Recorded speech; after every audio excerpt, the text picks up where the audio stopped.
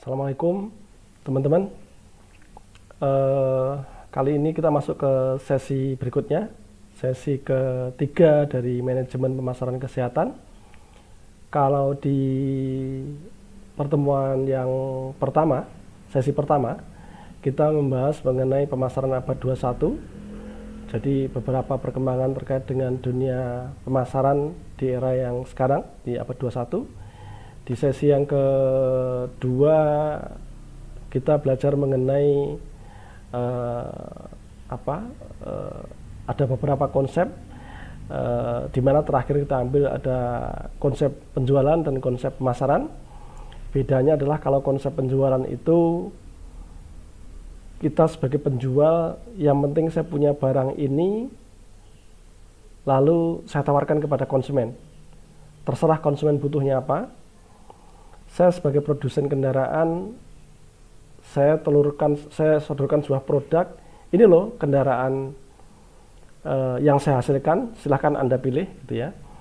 Tapi kalau konsep pemasaran seperti yang kemarin saya jadikan tugas ke Anda adalah sebelum Anda luncurkan sebuah produk, maka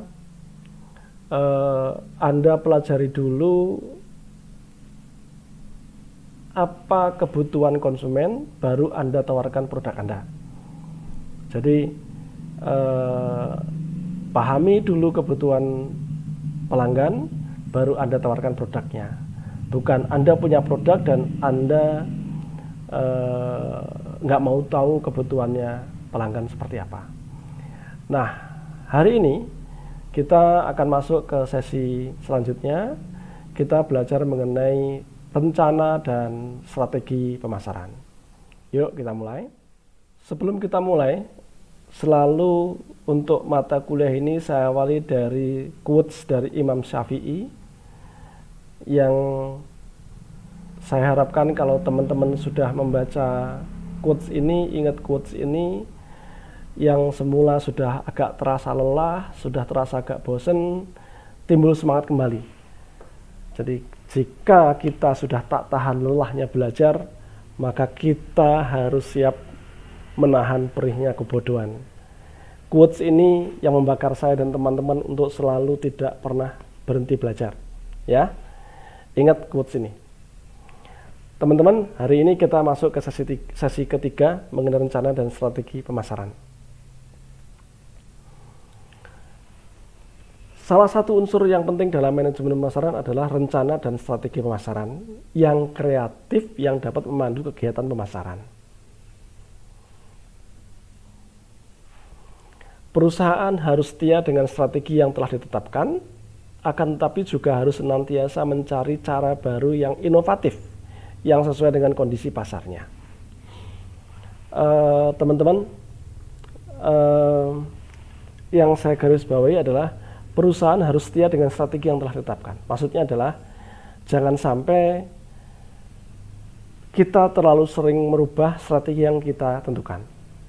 Jadi kalau kita sudah lakukan SWOT, ya, kekuatan kita apa, kelemahan kita apa, peluang di luar seperti apa, tantangan di luar seperti apa, lalu kita pilih strategi itu, semestinya strategi itu kita jalankan dalam sebuah periode yang tidak terlalu pendek. Karena kalau strategi itu berubah-ubah, terlalu cepat berubah, maka tentu sumber daya Anda habis, waktu Anda habis hanya untuk merubah-ubah strategi. Ya. Akan tetapi kita juga tidak boleh berhenti dengan, wah, seawal strategi saya seperti ini. Anda harus selalu inovatif, Anda harus selalu kreatif, agar strategi Anda itu sesuai dengan kondisi pasarnya. Ya. Di era-era milenial seperti ini, dengan dunia sosmed seperti ini, kalau Anda masih harus bersikeras dengan strategi Anda seperti masa lalu, maka pasti akan tergilas. Teman-teman bayangkan raksasa transportasi kita, Bluebird. Seperti apa kuatnya Bluebird? Taksi. dia adalah pemimpin pasar taksi di negeri ini, ya.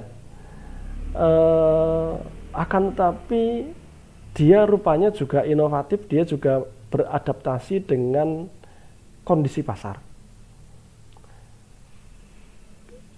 Di saat pasar sedang booming dengan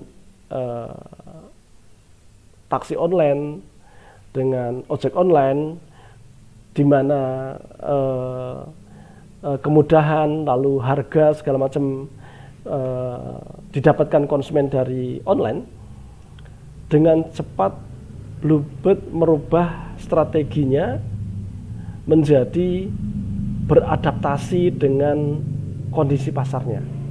Makanya kalau teman-teman pesan melalui aplikasi Gojek, pada saat Anda pesan Gokar, bisa jadi yang Anda temui adalah armadanya Bluebird. Jadi perusahaan harus setia, iya, gitu, tapi tetap harus inovatif mengikuti kondisi pasarnya. Kira-kira seperti itu. Nah, teman-teman pasti tahu ini sepatu yang mahal. Nike adalah sepatu yang lumayan premium ya. Tapi ini Nike yang asli ya, bukan Nike yang Vietnam ya, Nike yang hanya logonya saya Nike gitu ya. Ini Nike yang asli. Pasti teman-teman akan bertanya-tanya, kenapa sih Nike itu mahal sekali gitu ya. Padahal bahannya kalau dipikir ya hampir sama-sama saja barangkali. Tapi kenapa Nike mahal sekali?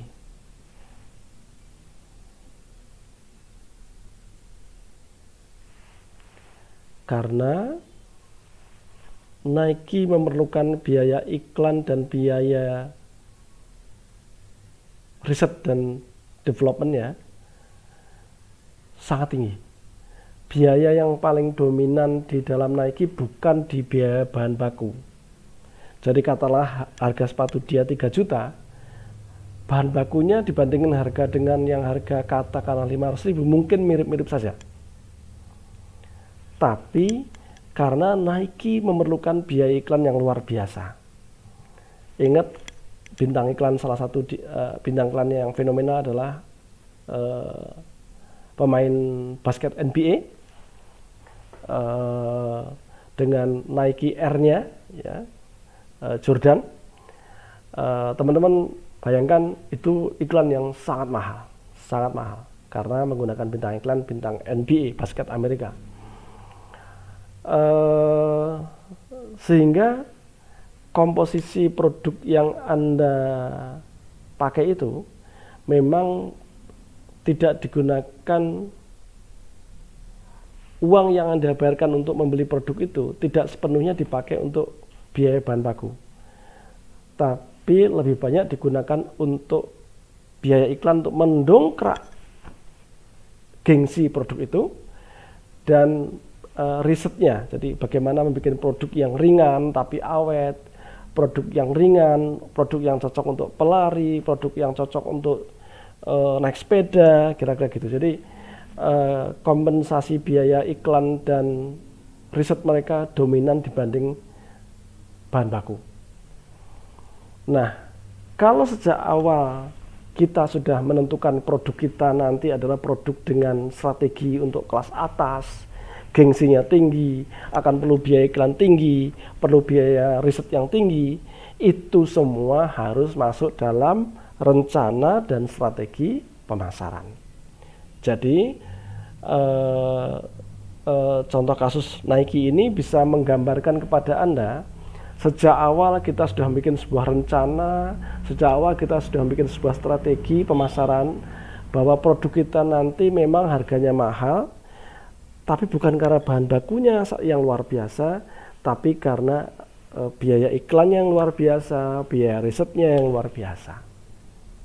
Itu harus masuk dalam rencana dan strategi pemasaran. Bisa dipahami ya? Berikutnya, untuk menunjang keberhasilan perusahaan, maka kita harus mengkoordinasikan rantai bisnis inti yang saya sebut dengan proses inti. Ya. Apa itu yang kita koordinasikan? Satu adalah proses inti yang pertama, kita mulai dari proses ini pertama, adalah proses memahami pasar. Di sini ada proses pengumpulan intelijen pasar. Saya teringat dengan kisah bagaimana Yamaha Mio itu diluncurkan. Jadi teman-teman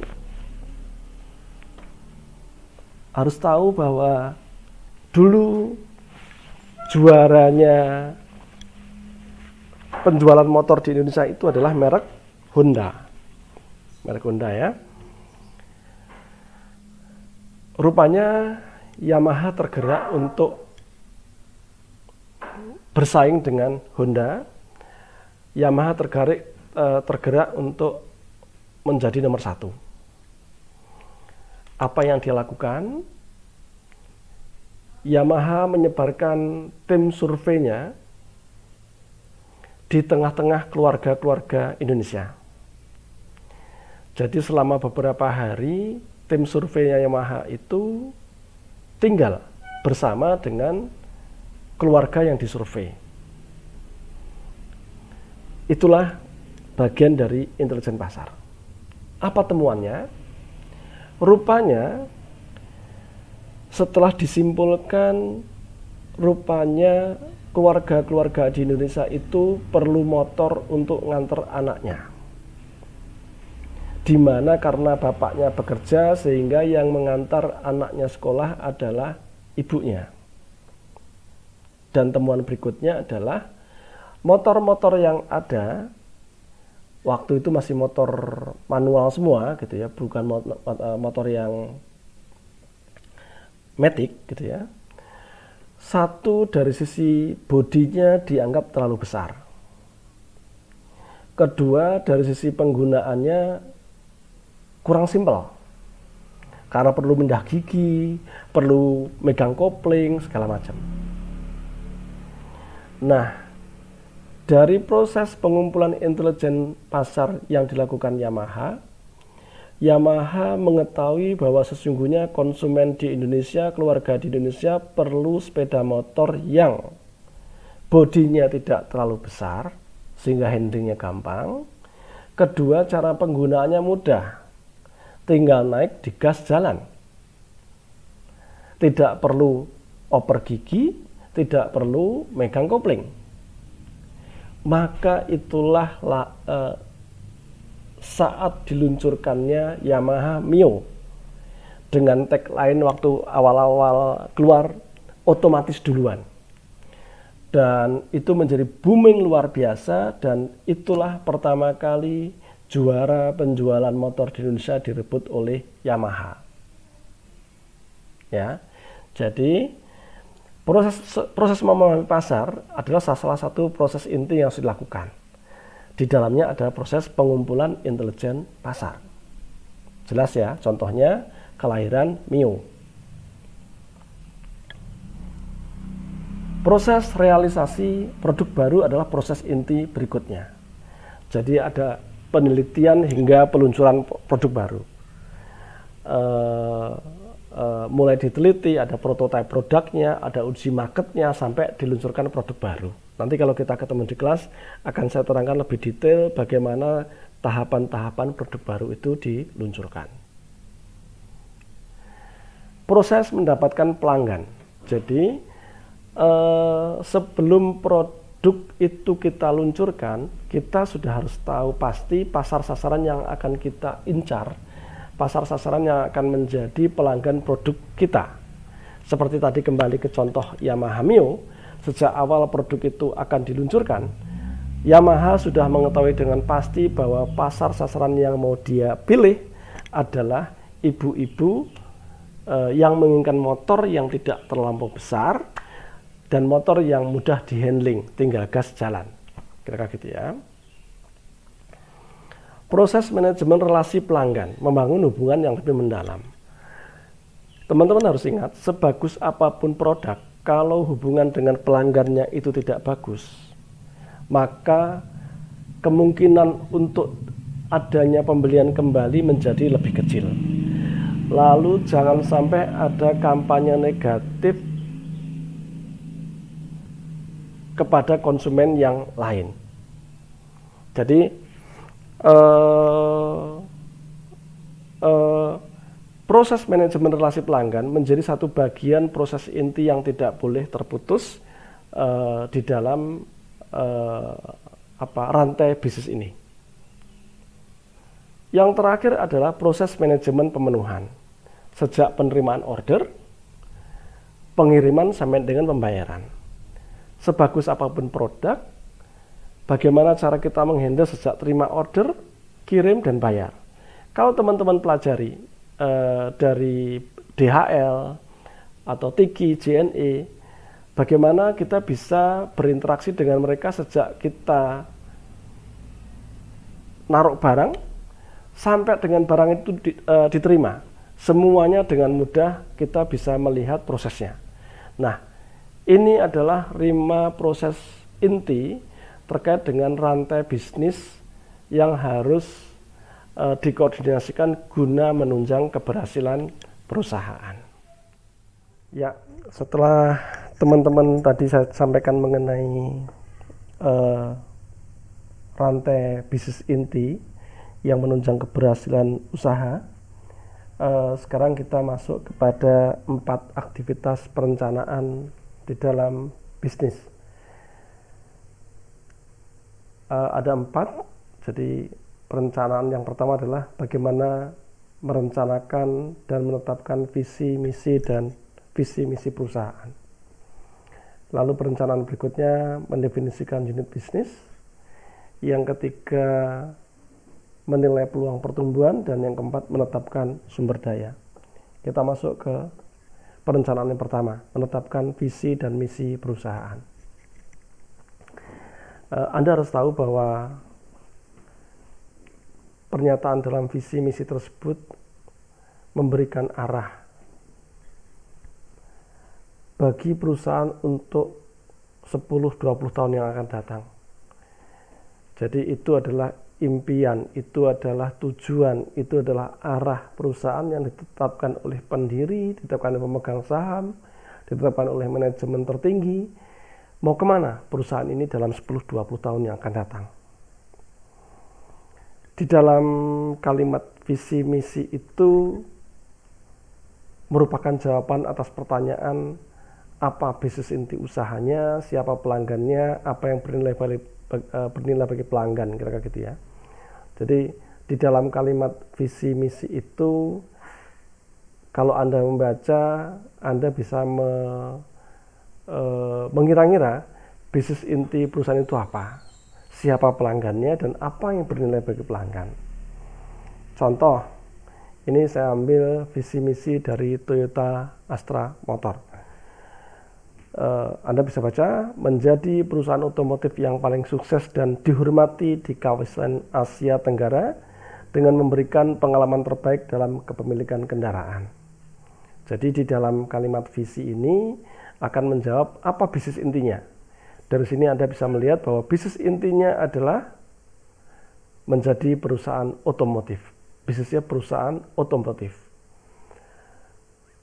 Ya, siapa pelanggannya? Pelanggannya adalah konsumen yang ada di Asia Tenggara.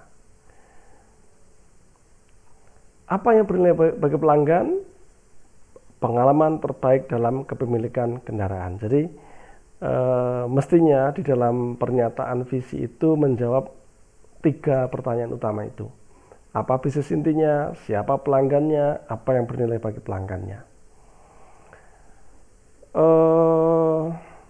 Berikutnya saya sampaikan contoh visi dari Indofood sebagai perusahaan raksasa di industri makanan Indonesia. Visinya adalah menjadi perusahaan yang dapat memenuhi kebutuhan pangan dengan produk bermutu dan aman untuk dikonsumsi serta menjadi pemimpin di industri makanan. Dari sini teman-teman bisa membaca apa bisnis inti usahanya. Adalah perusahaan industri makanan. Gitu ya. Jadi apa yang bernilai bagi pelanggan? Produk bermutu dan aman. Jadi di dalam kalimat visi itu menjawab beberapa hal yang saya sampaikan itu. Bisa dibayangkan ya? Oke. Teman-teman, terkait dengan visi dan misi perusahaan, Anda harus tahu bahwa visi misi itu bisa berubah mengikuti kondisi dan peluang yang ada. Jadi kalau misalkan pada saat perusahaan berdiri, lalu pemilik ataupun pendiri menetapkan visi misi di tengah jalan, bukan sebuah hal yang tabu jika visi dan misi itu berubah mengikuti kondisi dan peluang yang ada. Ya. Contoh Amazon. Anda tahu Amazon adalah semula toko buku online terbesar sedunia, Pak. Ada di Amerika, ya. Semula mereka hanya fokus berjualan buku, jadi menjadi pemain buku terbesar sedunia. Akan tapi di tengah perjalanan waktu, top manajemen Amazon melihat bahwa perkembangan internet yang pesat luar biasa menjadikan industri buku kurang menarik. Karena sekarang orang lebih senang membaca melalui online. Sehingga bacaan yang sifatnya dicetak dalam buku segala macam, peminatnya menjadi turun drastis. Kalau dia tidak merubah visi misi usahanya, hanya fokus kepada bisnis toko buku online-nya, maka tentu dia akan selesai di tengah jalan. Nah, melihat perkembangan itu, di tengah perjalanannya, mereka merubah yang semula hanya visi mereka menjadi toko buku online terbesar sedunia, menjadi toko online terbesar. Jadi bukan hanya menyediakan buku, tapi apapun dia jualan. Itu contoh sebuah perusahaan atau bisnis yang di tengah berjalannya waktu merubah visi misinya mengikuti kondisi dan peluang yang ada. eBay sama seperti ini. Semula eBay adalah sebuah usaha pelelangan online khusus kolektor, hanya barang-barang yang sifatnya khusus kolektor. Kalau kita perhatikan, kalau kolektor itu pasti populasinya tidak banyak, menjadi pasarnya terlalu kecil, sehingga dia kembangkan di tengah jalan waktu adalah untuk pelelangan semua jenis barang, tidak terbatas pada barang-barang khusus kolektor. Ya, ini adalah dua contoh di mana sebuah perusahaan di tengah perjalanan bisnisnya dengan beberapa pengaruh dari kondisi yang ada, sehingga merubah visinya agar up to date, agar sesuai dengan perkembangan zaman. Jadi visi dan misi bukan sebuah hal yang tabu untuk berubah jika situasi dan kondisinya memungkinkan. Baik, sekarang kita masuk ke perencanaan kedua, yaitu mendefinisikan unit bisnis. Ingat di sesi pertama mengenai konsep penjualan dan konsep pemasaran. Jadi banyak usaha yang mendefinisikan bisnisnya dari segi produk, konsep produk. Sedangkan seharusnya bisnis itu dipandang pada pemuasan pelanggan atau pasarnya, bukan sekedar memproduksi produk. Karena kalau kita ngomongin produk, kebutuhan atas produk itu hanya sementara saja. Sedangkan kebutuhan dasar konsumen tersebut seterusnya. Ya. Jadi bagaimana kita mendefinisikan unit bisnis kita menjadi bisnis yang memang produknya, jasanya sangat dibutuhkan oleh konsumen, bukan sekedar memproduksi produknya, ya. Nah, ingat teman-teman tahu waktu di sesi sebelumnya kita bicara konsep produk dan konsep pemasaran. Jadi kalau kita ngomongin konsep produk adalah kita menyampaikan produk kita kepada konsumen, terserah konsumen perlu kita atau tidak. Tapi kalau konsep pasar adalah kita mengetahui apa kebutuhan konsumen dan kita tawarkan produk itu ke konsumen. Buat teman-teman yang suka nonton di bioskop, pasti teman-teman, atau kalau nggak di bioskop, di film-film box office, pasti teman-teman sering melihat logo Columbia Picture seperti ini. Kalau kita melihat Columbia Picture dari sisi konsep produknya, definisi produknya, kami adalah pembuat film. Tapi karena kami tahu konsep pasarnya, konsep pemasarannya, sesungguhnya adalah kami memenuhi kebutuhan Anda akan hiburan. Ya, jadi Columbia Picture mengetahui konsumennya yang perlu hiburan. Produknya dia berupa film. Jadi kebutuhan hiburan apa yang diperlukan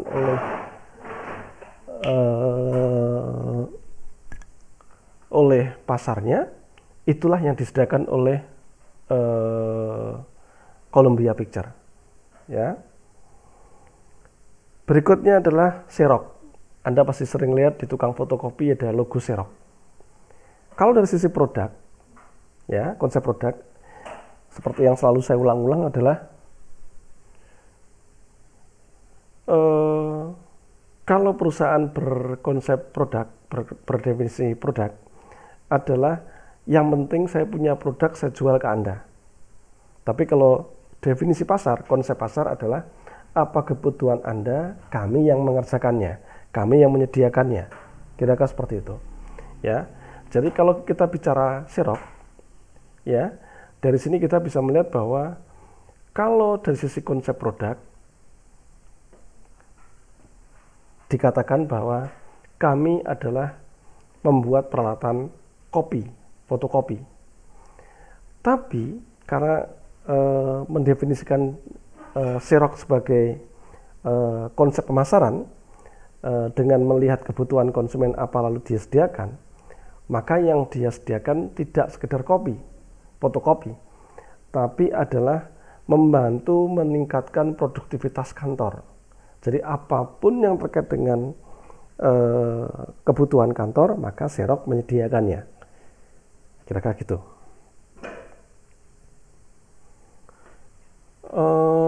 Berikutnya adalah teman-teman pernah lihat di merek-merek AC, mereknya Carrier. Kalau bicara konsep produk, definisi produk, Carrier adalah sebagai pembuat pendingin udara. Ya. Tapi dari konsep pemasaran, mendefinisikan pasarnya adalah Carrier adalah ahli penata udara di dalam rumah. Jadi bukan sekedar jualan produk yang namanya pendingin udara, tapi juga segala kebutuhan konsumen terkait dengan penataan udara, dia siap menyediakannya. Ya, karena definisi pasar atau konsep pasar adalah ketahui dan pahami kebutuhan pelangganmu dan sediakan apa kebutuhan mereka, agar pembelian mereka yang sifatnya repeat order, pembelian yang sifatnya berulang, itu akan terus terjadi di perusahaan kita. Ya, bukan hanya sekali beli habis itu selesai. Oke. Contoh berikutnya adalah Ensiklopedia Britannica. Ya, kalau dari sisi produk, dari sisi konsep produk, ya intinya perusahaan kami jual ensiklopedia, buku pinter ensiklopedia, gitu ya. Tapi karena pasar mengatakan kami butuh informasi, sehingga produsen Britannica mendefinisikan produknya sebagai kamilah yang mendistribusikan informasi. Jadi saya ulang-ulang teman-teman, kalau definisi produk atau konsep produk itu lebih kepada menekankan saya produk ini saya tawarkan ke Anda.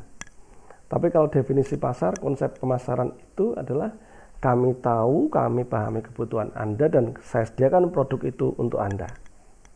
Kira-kira seperti itu ya.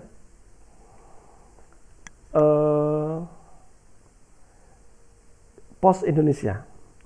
Kalau Anda bicara definisi produk atau konsep produk, namanya juga POS, pengantar surat.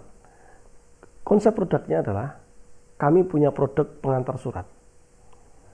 Tapi lebih dari itu, mereka mendefinisikan pasar mereka, konsep pemasaran mereka adalah bukan sekedar surat, tapi kami mendistribusikan semua keperluan Anda.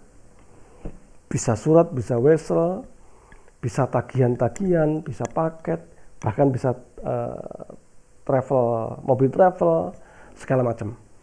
Jadi inilah yang kita sebut bahwa di dalam unit bisnis kita harus mendefinisikan mana yang apa konsep produk dari perusahaan kita, lalu apa juga konsep atau definisi pemasaran dari perusahaan kita. Nah, perencanaan berikutnya adalah menilai peluang pertumbuhan. Apa yang teman-teman harus nilai? Di antaranya adalah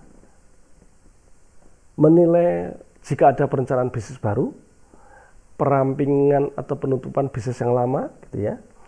Lalu jika terdapat kesenjangan antara penjualan dengan yang diinginkan dibanding penjualan yang diperkirakan, maka harus ada pengembangan bisnis baru untuk menutup kesenjangan tersebut. Ini saya kenalkan dengan metrik Igor Ansoff, ya, namanya matriks produk dan pasar. Ini bisa dipakai untuk salah satu metode penilaian peluang pertumbuhan. Bagaimana cara membacanya ini? Jadi sebentar teman-teman. Oke. Jadi di atas itu ada existing product. Jadi kalau di atas ini bicara produknya, di sampingnya itu bicara marketnya. Kalau kita ngomongin produk, ada existing yang sudah ada dan ada new yang baru. Demikian juga kalau kita ngomongin pasar, ada existing, ada pasar yang sudah ada sekarang, ada pasar yang baru. Nah, jika terjadi kesenjangan, jika terjadi bahwa pada saat Anda katakanlah membangun rumah sakit atau membangun klinik, sejak awal Anda memperkirakan tingkat penjualan Anda adalah katakanlah 100 pasien per bulan misalkan. Akan tapi kenyataannya perkiraan kita 100 pasien per bulan berbeda. Misalkan hanya 70 pasien per bulan. Nah, tentu Anda harus menilai, loh ini pertumbuhan bisnis saya seperti apa? Karena saya rencanakan 100 pasien, ternyata actualnya hanya 70 pasien. Nah, Anda bisa menggunakan matriks ini untuk menilai peluang pertumbuhan itu. Contoh, yang tadi, klinik saya punya usaha sebuah klinik, lalu saya sudah merencanakan bahwa penjualan saya kira-kira tingkat kunjungan yang saya inginkan 100 pasien per bulan. Tapi ternyata setelah 3 bulan berdiri, setiap bulan saya evaluasi rata-rata hanya 70 pasien, misalkan. Nah, di klinik saya sudah punya produk misalkan dokter umum. Berarti existing produk saya adalah dokter umum. Jadi produk yang sudah ada adalah dokter umum. Lalu market yang sudah ada, misalkan klinik Anda ada di depan sebuah komplek perumahan misalkan. Berarti kalau kita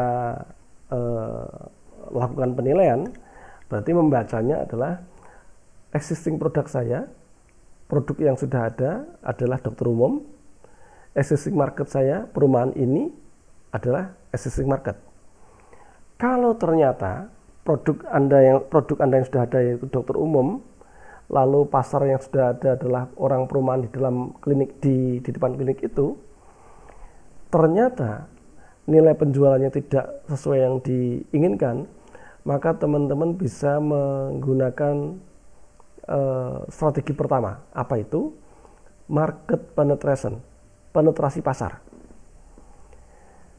Jadi Anda harus memastikan, Anda harus meyakinkan bahwa produk-produk Anda yang sudah ada itu sudah diketahui, sudah dipahami oleh pasar yang sudah ada. Tadi kan ilustrasinya adalah Anda bikin klinik di depan sebuah perumahan. Di dalam klinik itu adanya jasa adalah dokter umum. Lalu existing marketnya adalah orang-orang di perumahan itu. Kan harapan Anda, kalau target Anda 100 pasien itu, ya paling tidak itu tercapai. Karena misalkan Anda perkirakan orang di dalam komplek itu ada 500 orang misalkan. Sedangkan target Anda cukup 100 orang per bulan datang sebagai pasien Anda. Ternyata setelah 3 bulan sejak berdiri, angkanya nggak naik dari 70 misalkan. Nah, yang Anda lakukan pertama adalah coba Anda lakukan market penetrasi pasar.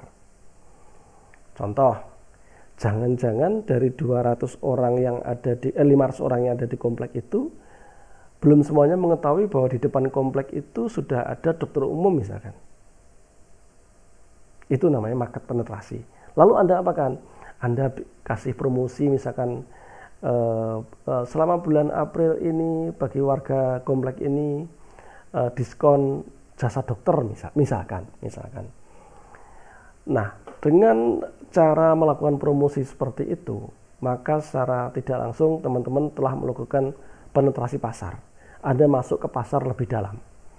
Ingat, pasar Anda adalah warga komplek itu. Produk yang telah Anda miliki adalah dokter umum misalkan. Jadi bagaimana Anda memastikan di pasar yang Anda incar, produk Anda yang sudah ada itu bisa lebih memberikan tekanan, lebih dikenal di pasar itu. Itu namanya market penetration.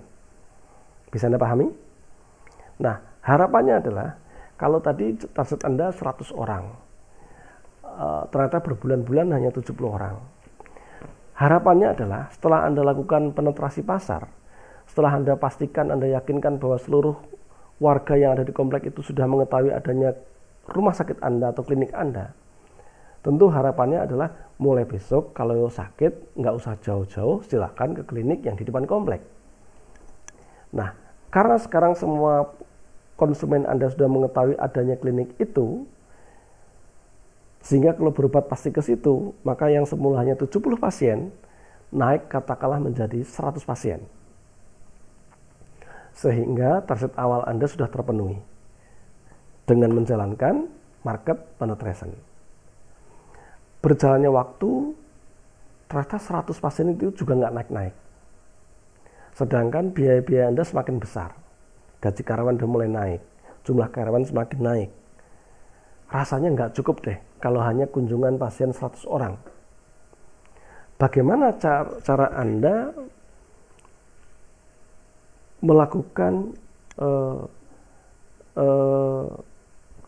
langkah-langkah agar yang semula hanya 100 pasien menjadi katakanlah 150 pasien misalkan. Nah, Anda bisa melakukan, terserah, Anda boleh cara yang sebelah kanan atas ini, product development, jadi pasarnya yang sudah ada, produknya yang kita tawarkan yang baru, gitu ya. Atau di saat yang bersamaan Anda lakukan market development, jadi produknya sudah ada, pasarnya yang diperbarui, ditambah. Jadi contoh, setelah Anda lakukan market penetration, jumlah pasien Anda ternyata tidak pernah bergerak di angka 100. Sedangkan Anda berhitung bahwa seharusnya pasien saya sekarang sudah bergerak ke angka 150 misalkan.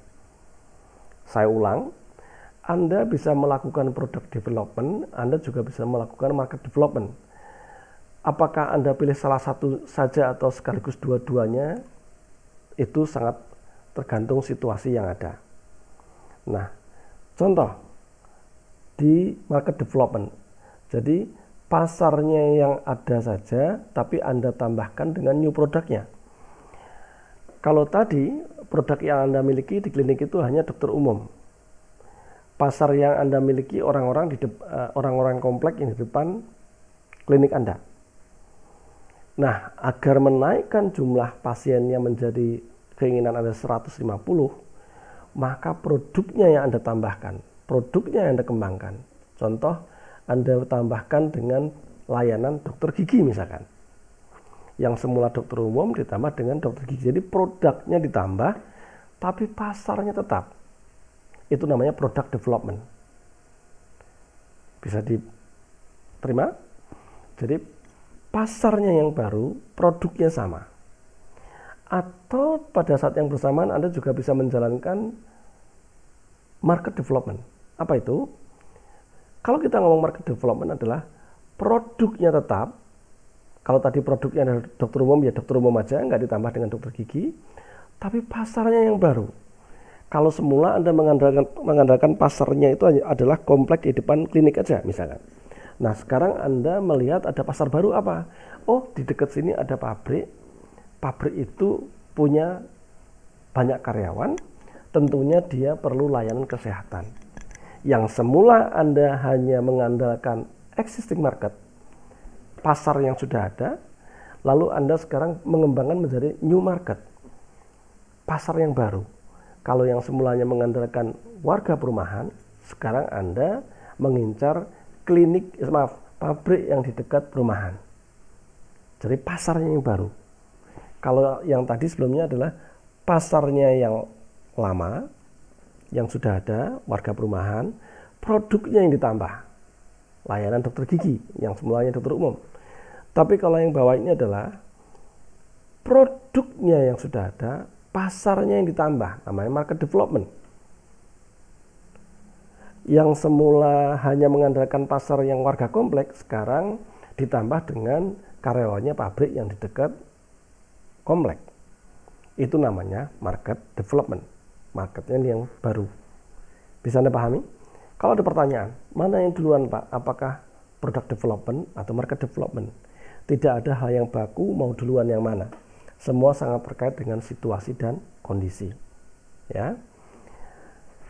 Dengan adanya product development dan market development, maka harapannya tingkat penjualan Anda naik yang semula 100 menjadi 150. Karena produknya bertambah menjadi dokter giginya ada, lalu juga marketnya sudah dikembangkan yang semula hanya orang komplek menjadi karyawan pabrik misalkan. Akhirnya target Anda, keinginan Anda untuk mempunyai pasien 150 per bulan tercapai.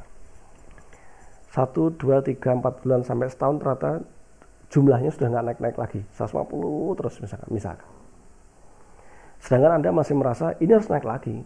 Nggak bisa kita kalau hanya 150 pasien sebulan. Ini harus naik lagi. Nah, jika Anda sudah menjalankan market penetrasi, product development, market development ternyata angkanya sudah mentok maksimal, maka Anda bisa melakukan diversifikasi, di mana perluasan itu menyangkut produknya baru dan pasarnya baru. Jadi dalam studi kasus ini, semula dokter umum punya produk baru dokter gigi, lalu semula existing marketnya adalah orang-orang di perumahan, new marketnya adalah pabrik di dekat perumahan itu. Nah, sekarang kalau angka tingkat kunjungannya sudah mentok, maka Anda layak kalau menjalankan strategi yang terakhir adalah diversifikasi. Jadi produknya baru, marketnya juga baru. Jadi kalau semula dokter umum dan dokter gigi sekarang misalkan menjadi layanan untuk rumah sakit ibu dan anak misalkan. Produknya baru. Yang semula hanya dokter umum dan dokter spesialis dokter gigi sekarang menjadi sebuah rumah sakit ibu dan anak. Berarti new produknya adalah misalkan paket nifas, paket kelahiran, itu kan produknya. Marketnya juga baru. Misalkan dilihat, oh komplek yang semula kita incer ini kebanyakan orang-orang udah sepuh.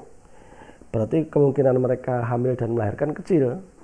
Nah, ternyata kira-kira nggak jauh dari komplek itu ada komplek lain yang katakanlah populasinya usianya lebih muda misalkan. Nah, itu menjadi sebuah potensial customer buat Anda, sehingga Anda tawarkan sebuah diversifikasi di mana produknya baru dan marketnya baru. Dengan misalkan layanan persalinan misalkan gitu ya. Jadi sekali lagi jika produknya sudah ada lalu pasarnya sudah ada dan ternyata angka penjualan Anda tidak bergerak banyak, layak kalau Anda mempertimbangkan diversifikasi, pengembangan. Ya, oke. Ada yang menyebut diversifikasi, ada menyebut inovasi. Jadi bisa jadi Anda harus melakukan inovasi besar-besaran di produk yang baru maupun di pasar yang baru. Bisa dipahami? Oke, lanjut.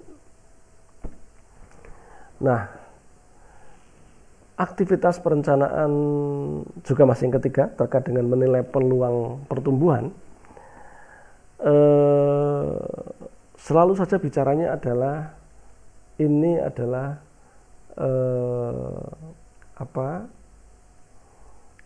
gap antara tingkat penjualan yang diharapkan lalu juga dengan portofolio yang ada. Jadi di dalam tadi saya sampaikan bahwa di dalam perencanaannya kita menginginkan penjualan kita berapa, ternyata tidak masuk sehingga terjadi deviasi, terjadi gap. Nah, kalau itu yang terjadi, kalau tadi kita belajar menggunakan Igor Ansoff table gitu ya, ini saya mencoba mengajak Anda, jika antara penjualan yang diharapkan dengan actual penjualan itu tidak sesuai, maka Anda bisa melakukan beberapa pertumbuhan untuk mendekatkan antara pencapaian yang ada menuju ke yang diharapkan, yang direncanakan. Nah, saya sampaikan ada 3 macam pertumbuhan yang bisa Anda pilih terkait untuk bagaimana menaikkan tingkat penjualan itu. Jadi inilah yang disebut dengan kesenjangan perencanaan strategi. Jadi waktu direncanakan dan diharapkan 100 ton per bulan misalkan, tapi ternyata kenyataan yang ada hanya mampu misalkan 25 ton gitu ya. Jadi bagaimana cara menaikkan tingkat penjualan kepada tingkat yang diharapkan? Saya menyampaikan ada 3 kelompok besar pertumbuhan, yaitu pertumbuhan intensif, pertumbuhan integratif, dan pertumbuhan diversifikasi. Apa itu yang dimaksud dengan strategi pertumbuhan intensif? Jadi sebuah strategi di mana itu mengkaji peluang-peluang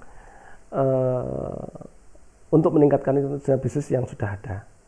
Kembali ke tabelnya Igor Ansoff, di mana teman-teman bisa melakukan penetrasi, melakukan market development, product development, ataupun diversifikasi atau inovasi. Lalu berikutnya adalah strategi pertumbuhan integratif, di mana di sini mengkaji kemungkinan pengembangan ke hulu hilir atau horizontal. Jadi kalau Anda mau tumbuh, Anda bisa mempertimbangkan sebuah strategi pertumbuhan integratif, di mana pengembangan usaha Anda bisa ke arah hulu, ke proses sebelumnya, bisa ke hilir, ke proses selanjutnya, ataupun horizontal. Ya. Jadi pengembangan bisa ke hulu, hilir, atau horizontal. Nah, berikutnya adalah strategi pertumbuhan diversifikasi, di mana namanya saja diversifikasi, maka perusahaan akan menilai peluang pertumbuhan itu jika perusahaan mempunyai kapabilitas untuk masuk ke peluang tersebut. Jadi contoh tadi klinik, kalau teman-teman melakukan strategi pertumbuhan intensif, maka teman-teman bisa melakukan dengan menggunakan Igor Ansoff Matrix, melakukan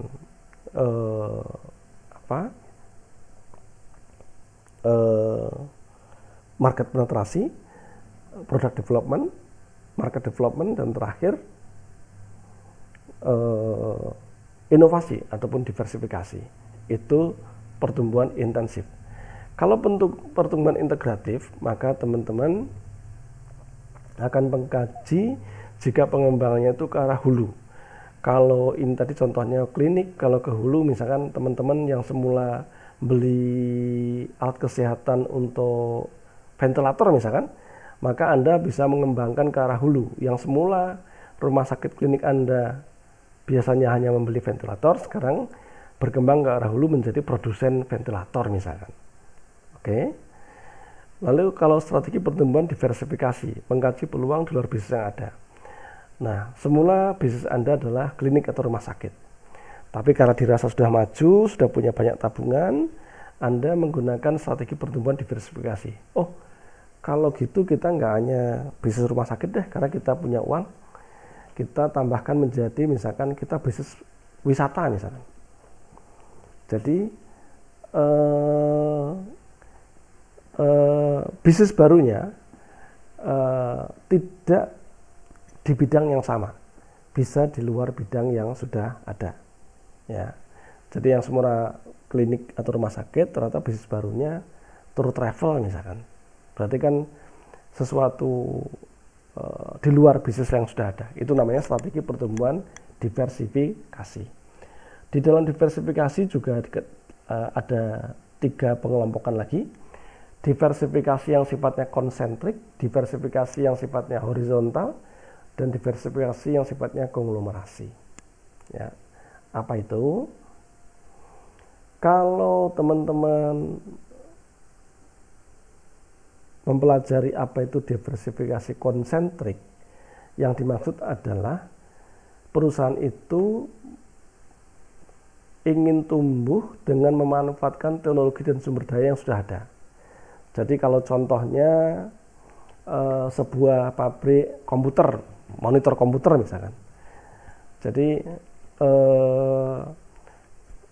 tadi kan strategi pertumbuhan ada 3, ya, intensif, integratif, dan diversifikasi. Nah, diversifikasi kita pecah lagi menjadi 3, diversifikasi yang konsentrik, yang horizontal, dan konglomerasi.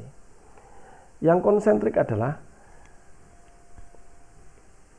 peluasan usaha, penambahan usaha, pengembangan usaha yang memanfaatkan teknologi dan sumber daya yang sudah ada. Jadi contohnya sebuah pabrik komputer, monitor komputer, berarti dia udah punya alat untuk bikin layar komputer, gitu ya.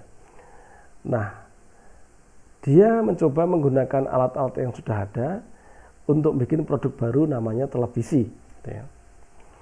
Nah, teman-teman bisa lihat bahwa pengembangan bisnis dia sekedar menggunakan teknologi dan sumber daya yang sudah ada. Karena antara monitor komputer dengan produk televisi itu kan mirip-mirip secara proses produksi, ya. Jadi dia mengembangkan bisnisnya, pertumbuhan bisnisnya menggunakan diversifikasi konsentrik dengan memanfaatkan sumber daya yang ada, tapi produknya masih sedikit linear, ya. Berikutnya adalah diversifikasi horizontal. Jadi produk dan teknologinya tidak terkait dengan bisnis dan teknologi yang sudah ada, tapi segmennya atau kelompok pasarnya sama. Jadi contoh kayak tadi, pabrik monitor komputer, kalau kita ngomong mengembangkan secara konsentrik, maka dia mengeluarkan produk baru televisi. Jadi tanpa tambahan investasi beli alat atau bikin pabrik, dia sekarang bisa bikin layar monitor dan juga televisi, gitu ya. Nah, kalau horizontal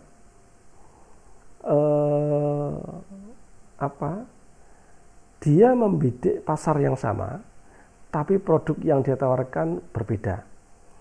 Jadi kalau konsentrik adalah pabrik komputer bikin produknya televisi, mirip-mirip. Tapi kalau diversifikasi horizontal adalah pabrik komputer tadi menambahkan produk barunya rak komputer. Karena logikanya pembeli potensial rak komputer sama dengan pembeli potensial layar komputer. Jadi begitu orang beli layar komputer, mestinya dia akan tertarik untuk membeli rak komputer.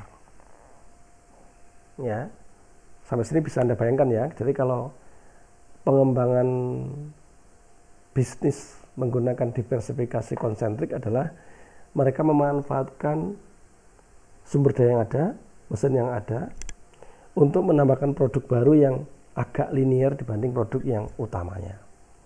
Kalau pabrik layar monitor, maka produk barunya televisi. Kalau diversifikasi horizontal, pasarnya yang sama, tapi produknya yang berbeda. Nah, pabrik komputer tentu pasarnya adalah konsumen komputer. Tapi dia tidak menawarkan produk-produk yang directly komputer, tapi dia menawarkan produk yang terkait dengan komputer, misalkan rak komputer. Itu namanya diversifikasi horizontal. Nah, yang terakhir adalah diversifikasi konglomerasi. Jadi kalau semula saya kasih contoh perusahaan Anda itu klinik, mereka melakukan diversifikasi konsentrik dengan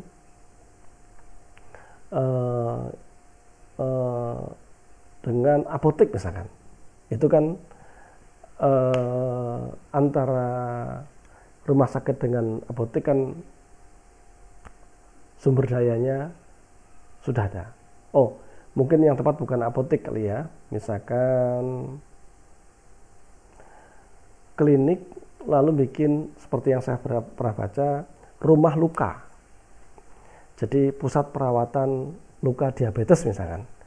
Anda lihat bahwa klinik itu nggak perlu tambahan orang, tidak perlu menambah teknologinya, tapi produk barunya tadi kemungkinan bisa dilayani dengan produk dan teknologi dan sumber daya yang sudah ada. Ya, gitu kan. Jadi para pekerja yang menangani klinik bisa juga dimanfaatkan untuk melayani perawatan luka misalkan. Itu namanya diversifikasi konsentrik. Sedangkan kalau diversifikasi horizontal, klinik Anda tadi menambahkan produk barunya, misalkan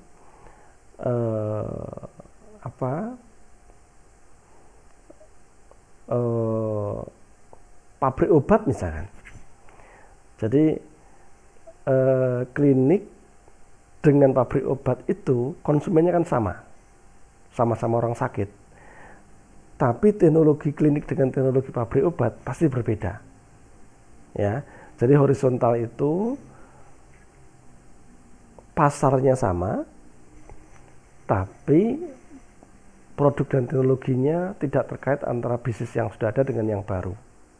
Ya, kalau tadi klinik lalu bikin pabrik obat misalkan, kan berbeda teknologinya. Nah, yang terakhir adalah diversifikasi konglomerasi. Jadi masuk ke bidang bisnis yang tidak ada hubungan sama sekali dengan sebelumnya. Contoh, sebelumnya pabrik komputer, pada saat dia konsentrik, dia membuat produk baru televisi, karena mesinnya sudah ada, karunnya sudah ada, gitu ya. Itu namanya diversifikasi konsentrik.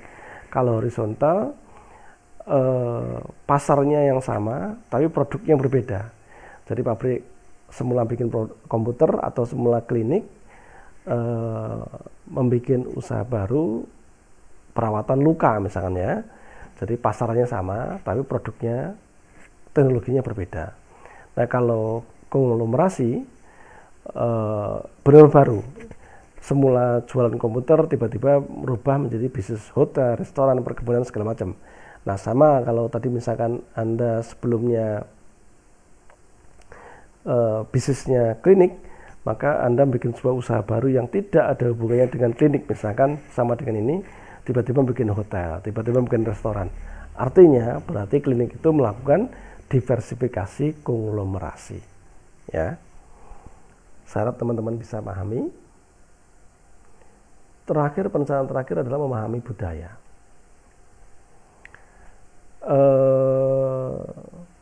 Budaya usaha sangat sulit berubah. pengubahan budaya ini kadang-kadang bisa menjadi menerapkan strategi baru. Jadi misalkan budaya di perusahaan itu selama ini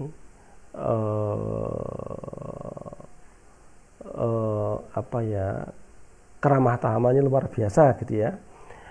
Semua saling bertegur sapa misalnya, itu budaya usaha. Tentu kalau itu sudah menjadi menahun agak sulit berubah. Tapi bisa jadi melalui situlah kita bisa masuk untuk menerapkan strategi baru. Jadi karena sudah ada budaya yang berjalan dan susah dirubah, maka bisa saja itu menjadi pintu masuk untuk strategi yang baru. Nah, sampailah Anda di I love tugas, ya. Jadi tugas teman-teman adalah Anda bikin makalah terkait dengan strategi pertumbuhan intensif, integratif, dan diversifikasi. Diversifikasinya bisa konsentrik, bisa horizontal, dan bisa konglomerasi. Apa yang Anda nilai peluang pertumbuhannya adalah rumah sakit. Jadi Anda bisa ambil sebuah contoh rumah sakit sebagai objek tulisan Anda, lalu Anda paparkan dalam makalah itu. Kalau Anda menjadi manajer pemasaran rumah sakit itu,